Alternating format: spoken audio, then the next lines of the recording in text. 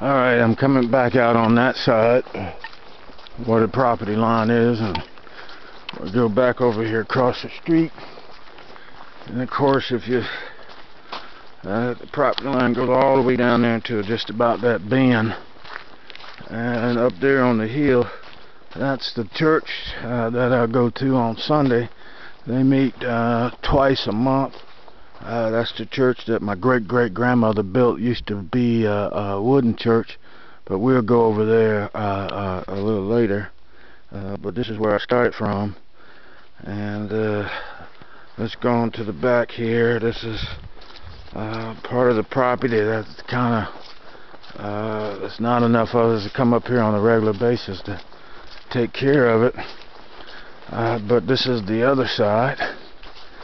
And let's go take a look, and we might run up on the deer.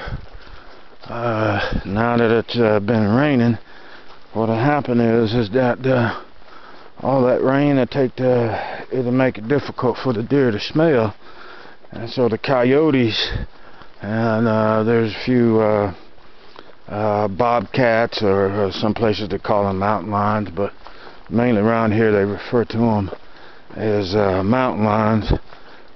They get to chasing them because it's easy to get up after them.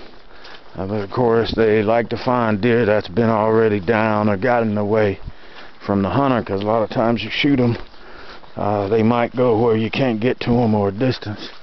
And usually you want to wait about 10 minutes after getting one, particularly because others will show up right behind you hitting one. But you gotta let them run a little bit, because if the deer see you coming behind them, they'll typically run further. So you gotta let them think they've gotten away after you've capped them.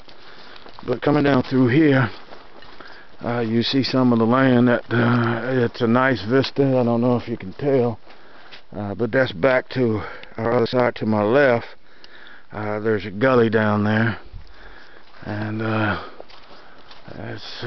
we like almost on top of a mountain. So that right there is an old shooting house, and we fixed up a better one. But if you look down there, there's been clear cutting on the land. That happened about 10 years ago, and there's some trees, some good trees left. But we're headed down this trail here where there's another shooting house, and then planted some oats out here. But all down through there used to be timber, but it's been cut. It's kind of muddy out here, fellas, because it's been raining. And there's a couple of dogs I like to bring out here. Some, if I could have Trigger or Ruger, they might like a nice little hike like this. But I'm not sure how much this camera is picking up on how I see it out here. But you come on down, and we're coming around the corner, and you can see out there where the oats have been planted. And yep, and then here's one of the shooting houses. You can see it right there. I would take you inside, but it's kind of dirty in there. But yeah, all of that is the law property as far as you can see down up under those ridges. And we'll go to the edge down there. This is what you plant to bring the deer in. And then if you look way down there, I don't know if I can catch it, but next to that tall oak right there is the property line. And that tree that you see right there in the middle, and to the left of it, the property moves on up that ridge right there all the way across.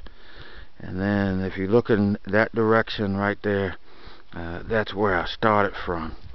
So what we're going to do is we're going to head back up the ridge. And I thank you for hanging with me. And but yeah, I used to be a lot of timber down here, but it was cut about 10 years ago. And wasn't a whole lot of planting. I always like to see it when they replant, recycle. But I see, like over on that ridge there, which should have been a lot of replanting, that didn't happen.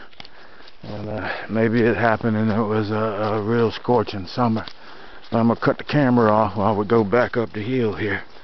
But all of that from that point, if you look there, that's law property going up that mountain.